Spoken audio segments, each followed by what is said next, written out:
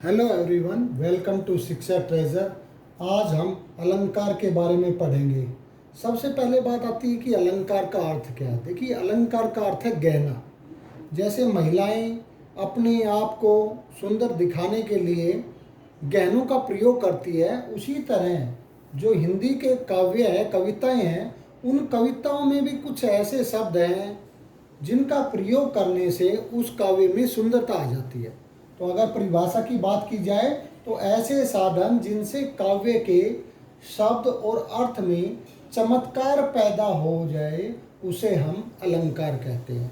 हमने बताया कि जैसे मान लो महिलाएं अपने आप को सुशोभित करने के लिए, सुंदर दिखाने के लिए जिन साधनों का प्रयोग करती है, वो गहने हैं। अलंकार, अलंकार का अर्थ है गहना। तो उसी तरह ये भी काव्य के गहने ही हैं जिनसे काव्य में सुंदरता आती है। अब देखिए, मैंने यहाँ बताया कि शब्द और अर्थ से चमत्कार आना। अब शब्द से कैसे आया, देखिए, जेते तुम तारे तेते नभ में न तारे हैं। अब यहाँ तारे तारे दो शब्द ने, देखिए कितनी इस पंक्ति में कितनी सुंदरता ला दी है। अब यहाँ तारे का मतलब हो रहा है तो पार लगाना, तैरना। जैसे मान लो पानी से पार लगाने का तो तैरना वाला शब्द करते हैं, तो वो तारे। और ये तारे जो आसमान में नक्षत्र हैं, जो उनको तारे जो बोलते हैं। दूसरा है, ये तो हो गया शब्द से, तारे शब्द से चमत्कार आ गया है इसमें। दूसरा है, खिले हजारों चांद तुम्हारे नैनों के आकाश में। अब देखिए इसका अर्थ निकालना है, क्योंकि यहाँ कोई शब्द तो ऐसा है नहीं जिससे चमत्कार, इससे अर्थ में चमत्कार आया कि खिले हजारों चांद तुम्हारे नैनों के आकाश में। यानी नैन की सुंदरता ऐसी दर्शाई गई है, उसको एक आकाश का रूप दे दिया गया है कि नैन एक आकाश है और उस आकाश में हजारों चांद जो है वो खिले हुए हैं। तो आँख की सुंदरता का कैसे वर्णन किया गया है। अब जब हम बात करते हैं कि अलंकार के भेद की बात करते हैं, तो अलंकार के दो भेद हैं। अब देखिए, मैंने यहाँ भी कहा था, यहाँ शब्द और अर्थ। तो शब्द और अर्थ के आधार पर ही इसके अलंकार के दो भेद हो गए।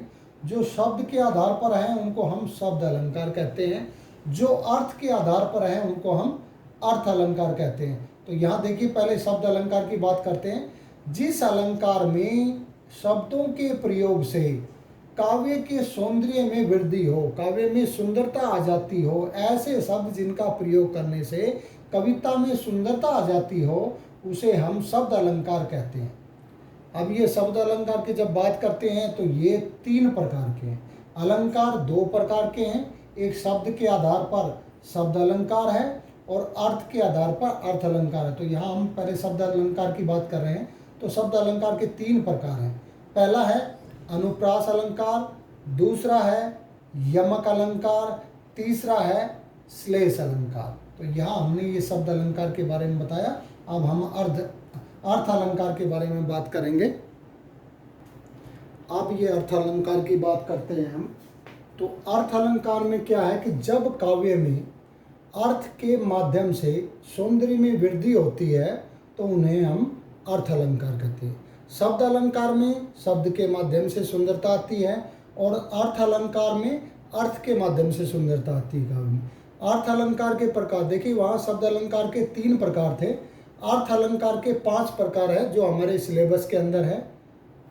तो उसमें पहला है उपमा अलंकार, दूसरा है रूपक अलंकार, तीसरा उत्प्रेक्षा अलंकार, चौथा है मानवीकरण अलंकार और पांचवा है अतिशयोक्ति अलंकार।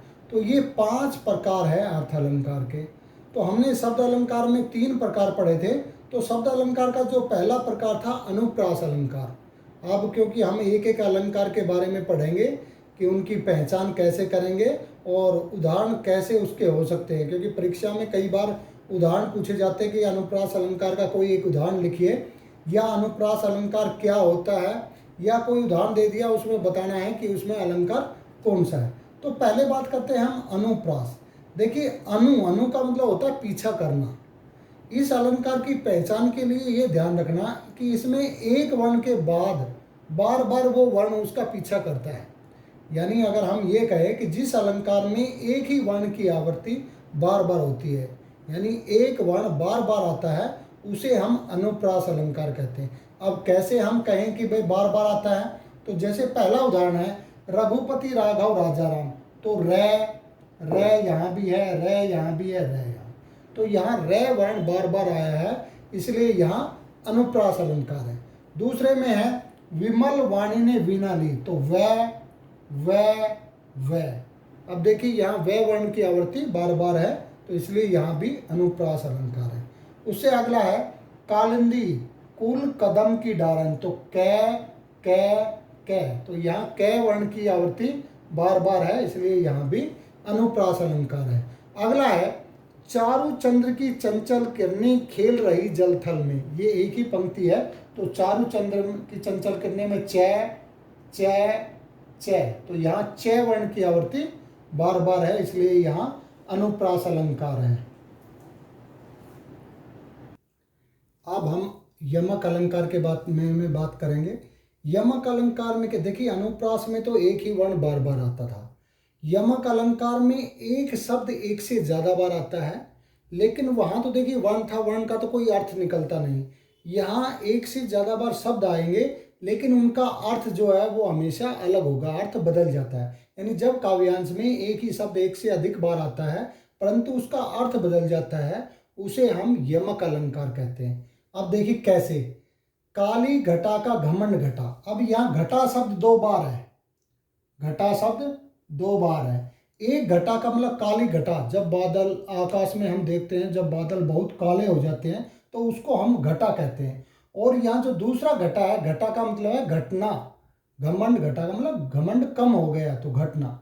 इसके बाद यह यहाँ दूसरे में है तीन बेर खाती थी, वो तीन बेर खाती थी। अब यहाँ देखिए बेर भी है, तीन बेर, एक तो बेर हो गया बार, यानी जैसे हम डॉक्टर जब दवाई देता है या कोई भी कहता है कि भाई दिन में 3 बार लेनी है, तो वो बेर तीन बार की बात है। और एक बेर है जो खाने का, जो देखा होगा बेरी के पेड़ के जो फल लगते हैं उनको हम बेर कहते हैं। इसके बाद अगला है कर का मन का डारी दे, मन का फेर। अब यहाँ देखिए मन का 2 बार है, ये जो मन का है, मन का मतलब होगा मन हृदय से संबंधित जो बात आती है वो। दूसरा जो मन का है, एक माला के अंदर जो मोती होते हैं उनको मन का बोलते हैं, तो वो मन का है। दूसरे अगले में है कनक ते 100 गुनी मादकता अधिकार, तो यहाँ कनक 2 शब्द हैं, लेकिन दोनों शब्दों का अर्थ यहाँ अलग अलग है। एक कनक का मतलब है सोना चांदी, और एक कनक जो ये गेहूं को भी कहते हैं, यानी ये सामर्थ्य का प्रतीक माना जाता है, धन का प्रतीक है। और दूसरा कनक है एक धतूरा होता है एक नशीला पदार्थ, तो यहाँ इनके संदर्भ में ही कनक प्रयोग किया गया है। तो यहाँ एक शब्द एक से ज़्यादा बार आए हैं, अधिकतर समय हम देखते हैं 2 बार ही आता है, कहीं विशेष परिस्थितियों में 3 बार आता है, नहीं 2 बार ही मिलता है। इसके बाद हम करते हैं श्लेष अलंकार की बात। देखिए श्लेष का अर्थ है चिपकना, श्लेष का अर्थ है चिपकना, यानी चिपके हुए अर्थ रहेंगे। इसमें क्या रहेंगे, क्योंकि हम शब्द अलंकार की बात कर रहे हैं, तो यहाँ शब्द एक ही रहेगा लेकिन उसके साथ एक से अधिक अर्थ चिपके रहेंगे, तो उन्हें हम श्लेष अलंकार करेंगे। यानी श्लेष अलंकार क्या होगा कि जहाँ एक शब्द के साथ एक से अधिक अर्थ चिपके हों, उन्हें हम श्लेष अलंकार कहते हैं। जैसे यहाँ देखिए सुब्रन, यहाँ सुब्रन शब्द एक है लेकिन ये 3 के लिए प्रयोग किया गया है, कवि, व्यभिचारी और चोर। यानी यहाँ सुब्रन जो शब्द है ये तीनों के लिए अर्थ दे रहा है, शब्द एक है लेकिन अर्थ 3 निकल रहे हैं। अब देखिए कवि के लिए सुब्रन का अर्थ है अच्छे वर्ण, अच्छे शब्द, क्योंकि कवि ने तो कविता लिखनी है या कुछ करना है, तो उनके लिए तो शब्द चाहिए अच्छे। व्यभिचारी के लिए सुब्रन जो है वो सुंदरता का प्रतीक है, सुंदर स्त्री हो सकती है। उसके बाद चोर के लिए सुब्रन सोना है, कीमती धातुएं हैं। तो ये सुब्रन जो है इन तीनों के लिए अलग अलग अर्थ में प्रयोग किया गया है। उसके बाद है मधुवन की छाती को देखो, सूखी इसकी कितनी कलियां। अब यह जो कलियां शब्द है, ये कलियां शब्द का अर्थ जो है ये मधुवन और छाती के लिए प्रयोग किया गया है। मधुवन होता बगीचा, तो बगीचे की सुंदरता जो है वो कलियां क्या है, जब फूल खिलता है तो फूल से खिलने से पहले की अवस्था होती है उसको हम कलियां कहते हैं। दूसरा है कलियां, जो अर्थ किया गया है वो बच्चियों के लिए प्रयोग किया गया है। इसके बाद है रहीमन पानी राखिए बिन पानी सब सून, और पानी गए न उभरे मोती मानुष चून।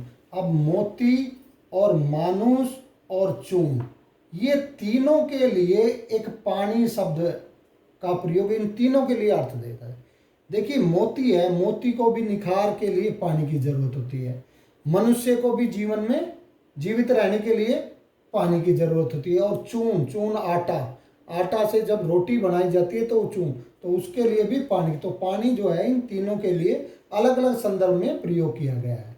तो श्लेष में क्या हो गया, एक शब्द एक से ज्यादा जो है वो अर्थ दे रहा है, लेकिन यमक में शब्द एक से ज्यादा है लेकिन उनके अर्थ अलग अलग है। तो ये हमारे अर्थ अलंकार के तीन थे, अनुप्रास, यमक और श्लेष, ये शब्द अलंकार के थे। तो अब हम अर्थ अलंकार के बारे में पढ़ेंगे।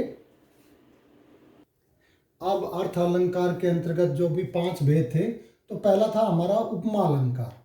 उपमा, देखिए उपमा का अर्थ होता है तुलना करना, उपमा तुलना। अब यहाँ क्या होता है कि दो वस्तुएं में समानता इतनी अधिक होती है कि उनके कारण उसकी एक वस्तु की दूसरी वस्तु के साथ तुलना की जाती है। यानी जब किसी वस्तु की तुलना अत्यधिक समानता होने के कारण किसी दूसरी वस्तु से की जाए तो उसे हम उपमा अलंकार कहते हैं। अब देखिए कैसे, एक दूसरी ओर ध्यान रखना कि उपमा अलंकार की जो पहचान है, अगर आपको कोई वाक्य दे दिया जाए तो उनमें ये ध्यान रखना, ये कुछ शब्द है सा, सी, सम, सरिस, से, जो, क्योंकि ये तुलनात्मक शब्द है, ये तुलना करने के लिए प्रयोग किए जाते हैं शब्द।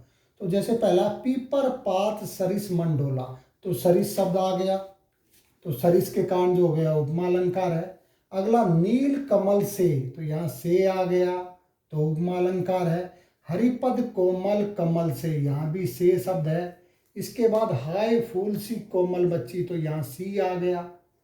तो ये हमारे पहचान चिन्ह हैं जिनके आधार पर हम कह सकते हैं कि इन वाक्यों में उपमा अलंकार है, क्योंकि यहाँ अत्यधिक समानता होने के कारण दो वस्तु की तुलना कर रखी। जैसे पीपल पात सरिस मंडोला, पीपल के पत्ते की तरह मंडोला, जैसे हवा चलती है तो पीपल के पत्ते सबसे ज़्यादा हिलते हैं, तो उसी तरह मन भी की चंचलता भी इतनी दिखाई गई है। तो इसी तरह से इन सब में जो है अत्यधिक समानता के कारण तुलना की गई है।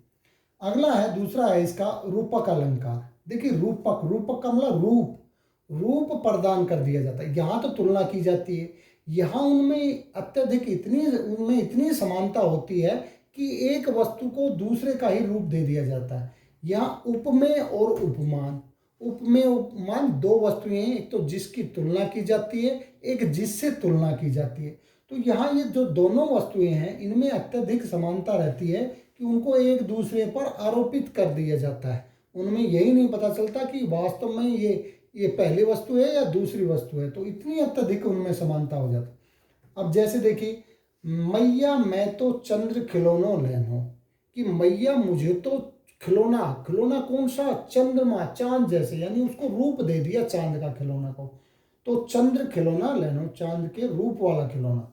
इसके बाद शशि मुख पर घूंघट डाले, शशि मतलब चंद्रमा के समान मुख पर, यानी इतनी सुंदरता है कि उसको शशि का रूप दे दिया, चांद का रूप दे दिया, इतना चरण कमल बंदो हरिराई, यानी चरण कमल, कमल के समान चरण, यानी राम के चरण की जो तुलना है, जो उसको रूप दिया जाता है वो कमल का रूप दिया जाता है। तो यहाँ चरण कमल बंदो हरिराय। उसके बाद आए महंत बसंत, अब बसंत जब आता है तो चारों तरफ देखिए प्रकृति में सुंदरता आ जाती है। इसी तरह जब भी कोई महंत आता है, कोई हमारा मेहमान आता है, तो उसके लिए घर में कितनी तैयारियां की जाती, कितनी सुंदरता है, तो उसका रूप दे दिया, बसंत को महंत का रूप दे दिया। तो ये हो गया यहाँ रूपक अलंकार। तो दो हो गए यहाँ, उपमा और रूपक। अब तीसरा है अर्थ अलंकार में उत्प्रेक्षा अलंकार। देखिए उत्प्रेक्षा में क्या होता है कि यहाँ भी दो चीज़ों में अत्यधिक समानता रहती है। उपमेय और उपमान की इतनी समानता रहती है कि उन एक दूसरे में वो संभावना या उनकी कल्पना कर दी जाती है, एक के ऊपर दूसरे की कल्पना कर दी जाती। कैसे, इनकी जो पहचान है वो ध्यान रखना, मानो मनु जानो जनू जनहू मनहू जो, ये शब्द जिन पंक्तियों में आ जाते हैं तो वहां पर उत्प्रेक्षा अलंकार होता है। अब देखिए कैसे, कहती हुई यो उत्तरा के नेत्र जल से भर आए, हिम के कणों से पूर्ण मानो हो गए पंकज नए। तो मानो, यहाँ कौन सा शब्द आ गया, मानो। उसके बाद दूसरा है, सिर फट गया उसका वहीं, सिर फट गया उसका वहीं, मानो अरुण रंग सा घड़ा।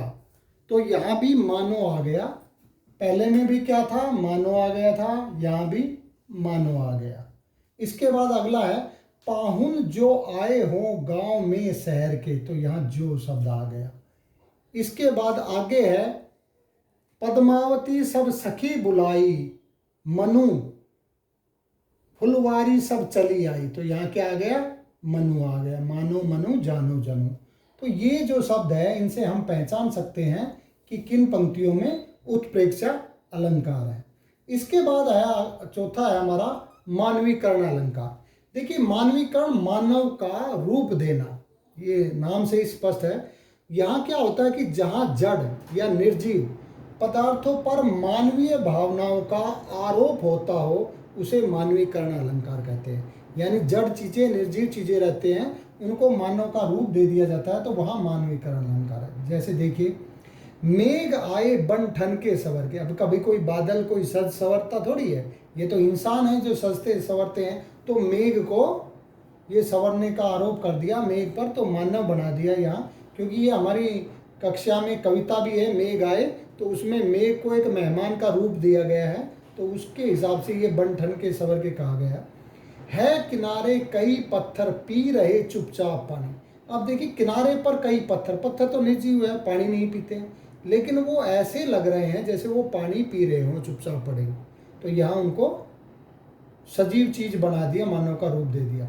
कहीं सांस लेते हो घर घर भर देते हो। अब देखिए जब वसंत का मौसम आता है, ये भी एक कविता की पंक्तियाँ ही हैं जो हमारी कक्षा में है। तो वहाँ जब बसंत का मौसम आता है तो चारों तरफ इतनी वातावरण में हरियाली आ जाती है, इतना खुशनुमा वातावरण होता है कि ऐसा लगता है जैसे सब जगह जो है, जब सांस लेते हैं तो सांस में वही खुशबू नज़र आती है, और ऐसे लगता है जैसे हर घर में वो भर गई हो।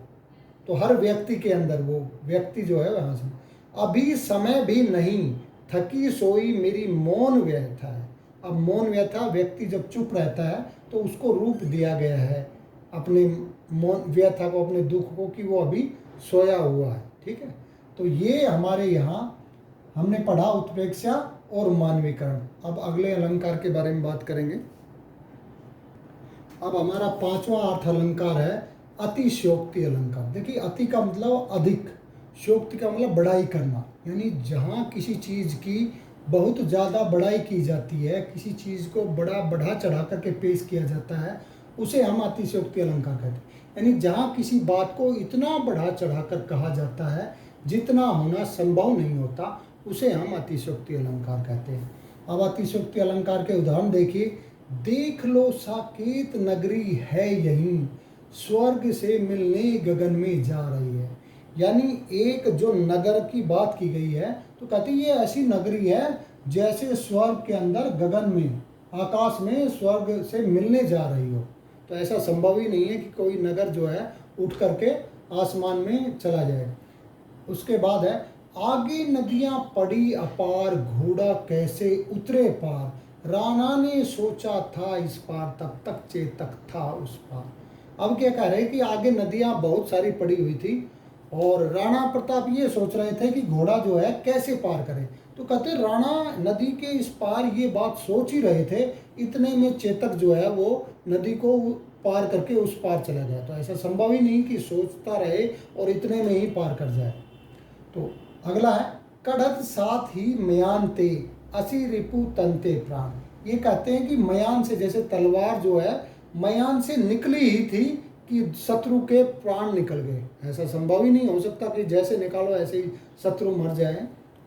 उसके बाद अगला है, हनुमान की पूंछ में लग न पाई आग, लंका सगरी जल गई गए निशाचर भाग। ये कहते हैं कि जैसे रावण के दरबार में जब हनुमान की पूंछ में आग लगाई जाती है, तो कहते हैं पूंछ में आग लगाई ही थी कि लंका सारी की सारी जो है तुरंत जल गई और सारे जो निशाचर थे, जो राक्षस थे, वो भाग गए।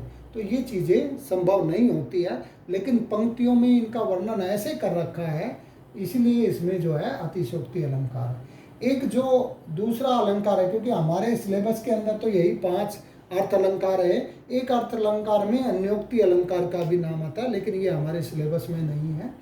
तो आज हमने अपनी इस वीडियो में अलंकार क्या है, अलंकार कितने प्रकार के होते हैं, और प्रत्येक अलंकार का हमने उदाहरण सहित जो है यहाँ समझाया है आपको। तो फिर भी अगर आपको इस वीडियो से संबंधित कोई भी डाउट हो तो आप कमेंट बॉक्स में जाकर के कमेंट कीजिए, और अगर आपको ये वीडियो पसंद आई हो तो इसे लाइक कीजिए और चैनल को सब्सक्राइब करना ना भूलें। Thank you.